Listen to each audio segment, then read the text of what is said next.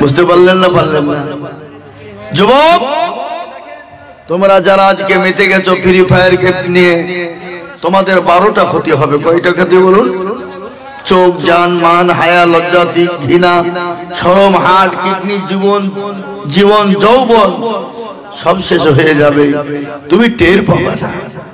বুঝতে পারছো না? এখন শরীরে তাকত আছে, 1-2 করতে করতে তোমার চোখ চলে যাবে।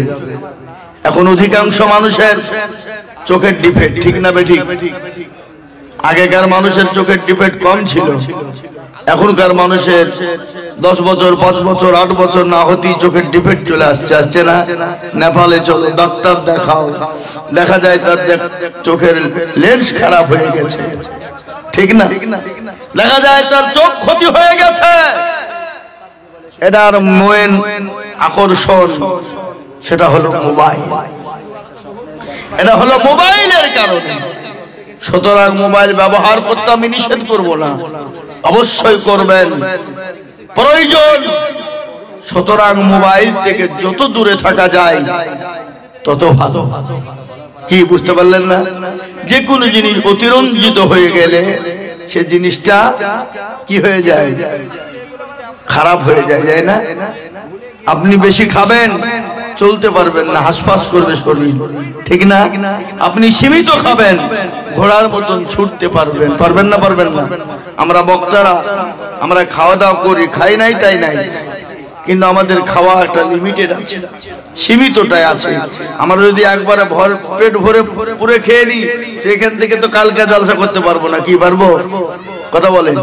আজকে যে 5 দিন জারকিন একভাবে চলছে, আপনাদেরকে যদি বলি যে 5 দিন জারকিন করে এসে 2 ঘন্টা বকেন, আপনি পারবেন উঠতে? কথা বল, পারবেন? পারবেন না। তাই আমি আপনাদেরকে অনুরোধ, আমাদের সবথেকে বড় দুশমন হলো শয়তান।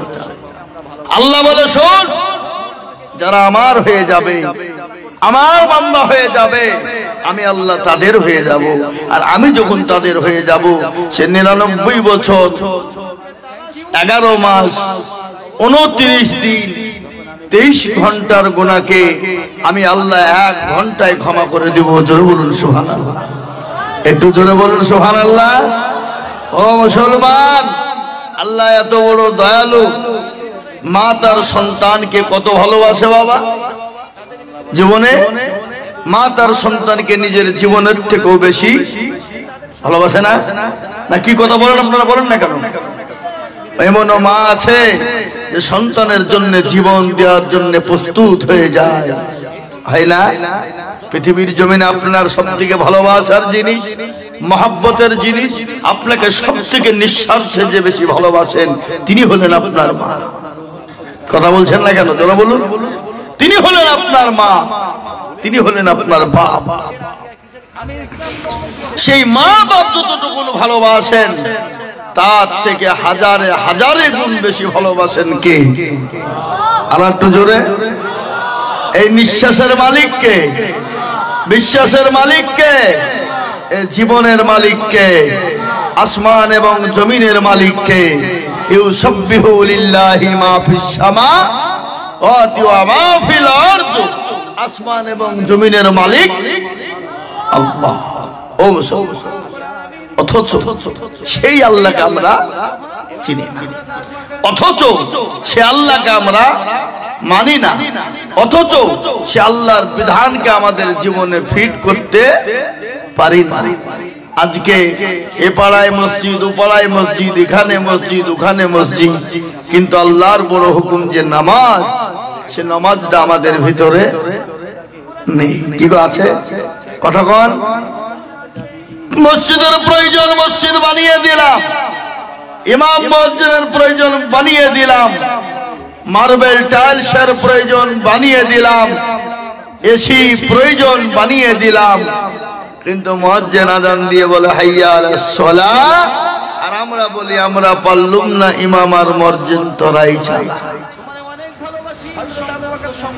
কিয়ামতের দিন আল্লাহ আমাদেরকে ওই মসজিদের কারণে জাহান্নামে নিয়ে যাবে। কি কারণে? আজকে এই মসজিদের বদলায়, মসজিদের বদদোয়ার কারণে আজকে পৃথিবীতে মুসলমানদের দুর্দিন। কি দিন জোরে বলুন? দুর্দিন। আচ্ছা বলুন, আজকে মুসলমানদের দুর্দিন না সুদিন? বাবা দুর্দিন। যে সামনে দিন রয়েছে, এই দিনটা মুসলমানদের জন্য আরো ভয়ানক ভয়ঙ্কর দিন আসছে। যতক্ষণ পর্যন্ত এই জাতি আল্লাহ তার রাসূলকে না চিনবে, আল্লাহ তার রাসূলের বিধানের উপরে না চলবে, আল্লাহ তার রাসূলের আইন এবং কানুনের উপরে না চলবে, আল্লাহর হুকুম হাকামের উপরে না চলবে, ততক্ষণ পর্যন্ত এই জাতির দুর্দিন নেমে আসবে।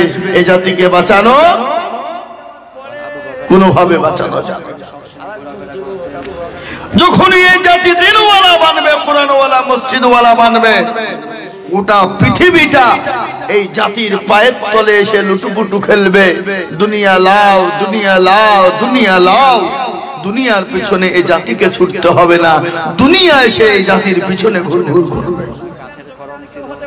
আজকে আল্লাহ কোরআনে পাকে বলেছেন, বহু জায়গায় তিনি বলেছেন, বর্ণনা করেছেন। উলামায়ে কেরামরা এখানে বসে আছেন, জিজ্ঞাসা করুন, আল্লাহ একবার নয় ৮২ জায়গায় বলেছেন, ওয়াকিমুস সালাহ ওয়া আতুজ যাকাত, তোমরা নামাজকে কায়েম করো, যাকাতকে প্রদান করো। কে বলেছে এটা? আচ্ছা বলুন, আল্লাহর কথা সত্য না মিথ্যা? জোরে কথা বলুন, আল্লাহর কথা সত্য না মিথ্যা? বারহাক সত্য, এতে সন্দেহের কোনো অবকাশ নেই। যদি কেউ সন্দেহ করে, ও জাতির কোনো ঈমান থাকতে পারে না, সে মুসলমান হতে পারে না। আল্লাহ কোরআনে বললেন, ওমা খলাকতুল জিন্না ওয়াল ইনসা ইল্লা লিয়াবুদুন। আল্লাহ বললেন, আমি তোমাদেরকে বানিয়েছি আমার ইবাদত করো, বন্দেগী করো, দ্বীন মানো, আইন মানো, কানুনের উপরে চলো। এই জন্য আমি আল্লাহ তোমাদেরকে তৈরি করেছি। আজকে আমাদের মুসলমান 98% লোক নামাজ থেকে বিতাড়িত। 98%, 98% মানুষ নামাজ পড়ে। কি ঠিক বলছি না ভুল বলছি? কপারসেন্ট পড়ে? 2%। এই 2% লোক নামাজ পড়তে যায় মসজিদে, ওরা যেতে দেরি, মসজিদ থেকে বেরিয়ে আসতে দেরি নয়। টাইম যদি 1 মিনিট এদিক ওদিক হয়ে যায়, ইমাম সাহেব বলে, ইমাম সাহেব আপনার কোনো দায়িত্ব জ্ঞান, বুদ্ধি জ্ঞান বলে কিছু নেই, আপনি ইমাম। এই জেনারেল শিক্ষিত না হলে এই সমস্ত মৌলবীদেরকে নিয়ে চলা যাবে না। অনেকে বলে না, বলে না, কথা বলেন, কিন্তু আলেম ওলামাদের যে জ্ঞান গর্ভা, পৃথিবীটাকে যদি আলেম ওলামাকে না থাকতো, গোটা পৃথিবীটা আপনার ধ্বংস হয়ে যেত। আমি একটা কথা বলতে চাই না, ওপার বাংলাদেশ, ওপার বাংলাকে আমি কথা বলতে চাই না, ঘৃণা করি আমি। আমার দেশ ও দেশের থেকে শতগুণে ভালো। এই কয়েকদিন থেকে একটা আমি খবর দেখছি, নিউজ দেখছি, বাংলাদেশের একজন নায়ক, ও বোঝা যায় না উমাল মেয়ে ছেলে না বেটা ছেলে। কি বুঝলি?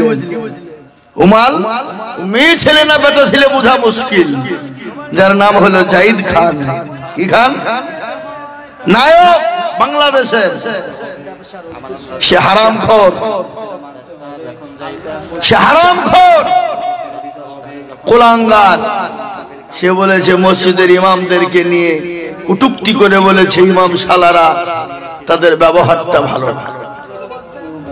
আরে হারামখোর, ইমাম যদি না থাকতো তোর মতন সন্তান দুনিয়ার জমিনে হতো না। ঠিক না বেটি? জোরে বলুন। আজকে যদি ইমাম না থাকতো, তোর মা বাপের বিয়ে কে পড়াতো? যদি তোর মা বাপের বিয়ে না পড়াতো, তাহলে তো তুই জারদ সন্তান তৈরি হতিস।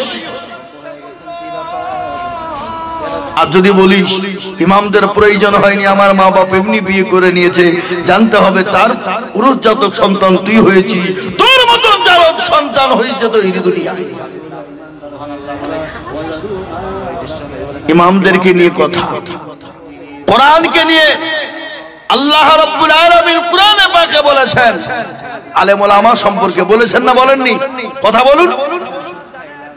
আল্লাহ বলেছেন মাস্টার, ডাক্তার, উকিল, জজ, ব্যারিস্টার, পয়সাওয়ালা, গাড়িওয়ালা, এমএলএ, এমপি, কারো কথা আল্লাহ কোরআনে বলেনি। আল্লাহ উলামাদের সম্পর্কে বললেন ইন্নামা ইয়াখশাল্লাহ মিন ইবাদিহিল উলামা। পৃথিবীতে যদি আল্লাহকে কেউ ভয় করে তারা হলো উলামারা। আজকে আলেম ওলামা না থাকলে তোমার মা কোনটা তুমি চিনতে পারতে না, তোমার বাপ কোনটা তুমি জানতে পারতে না, কোনটা জায়েজ আর কোনটা নাজায়েজ তুমি বুঝতে পারতে না, কোনটা হালাল আর হারাম সেটা তুমি জানতে পারতে না। জি, ওই জায়েদ খান বাংলাদেশের নায়ক, ওকে তো দেখে মনে হয় হিজড়ি, তার আবার সম্পর্ক নাকি 101টা মেয়ের সাথে। ছি ছি ছি ছি, আস্তাগফিরুল্লাহ। আল্লাহ কোরআনে বললেন পৃথিবীতে যদি আল্লাহকে কেউ ভয় করে তারা হলো উলামা। হাদিসের মধ্যে এসেছে নবীজি বলে গেলেন আমি রাসূল চলে গেলাম, আমি নাইবে রাসূল রেখে গেলাম কাদেরকে?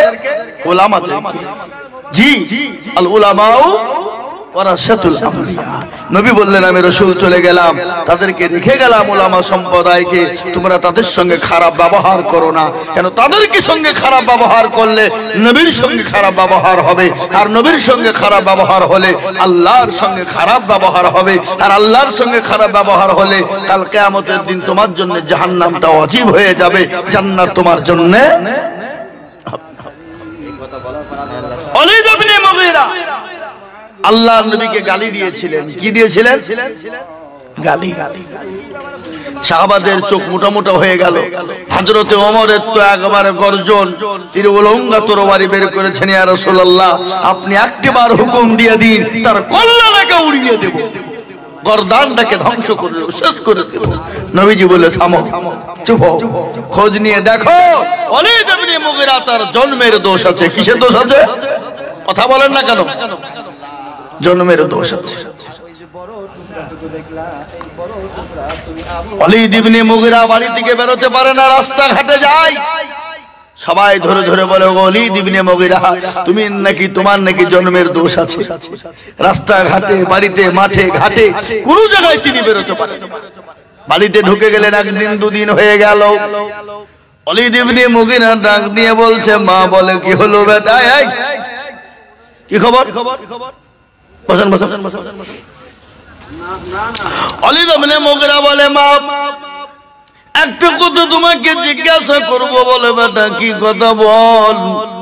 বলে আব্দুল্লাহ ইবনে মুহাম্মদ লোকটি কেমন গো মা? মা বলে বেটা রে, তিনি তো বড় দয়ার মানুষ, তিনি তো বড় ভালো মানুষ। আল্লাহ কোরআনে বলেছেন ওয়া আরসালনাকা ইল্লা রাহমাতুল লিল আলামিন। তিনি তো রহমতুল লিল আলামিন, তিনি তো দয়ার নবী, তিনি তো দয়ার সাগর, তিনি তো নবী, তিনি রহমতুল লিল আলামিন। বেটা কেন কি হয়েছে বল। বলে মা গো আমি রাস্তাঘাটে বেরোতে পারি নাই। বলে কেন? আমি মুহাম্মদ সাল্লাল্লাহু আলাইহি ওয়াসাল্লামকে গালি দিয়েছিলাম, এই কারণে গোটা রাস্তার লোক আমাকে ধরে ধরে বলে মুহাম্মদ সাল্লাল্লাহু আলাইহি ওয়াসাল্লাম বলেছে তিনি তো সত্যবাদী নবী, আমার নাকি জন্মের কোনো দোষ আছে গো মা। মা একটু সত্য করে বলো, আমার কি করে জন্মের দোষ হলো তুমি বলো। সঙ্গে সঙ্গে মা বলে বেটা রে, নবী মুহাম্মদ সাল্লাল্লাহু আলাইহি ওয়াসাল্লাম যিনি বলেছেন, যে কথাটা বলেছেন তিনি সত্য বলেছেন, মিথ্যা বলে নাই। বলে মা কি করে হলো? বলে বাবা রে, একদিন তোর বাপ বাড়িতে ছিল না, সিরিয়ায়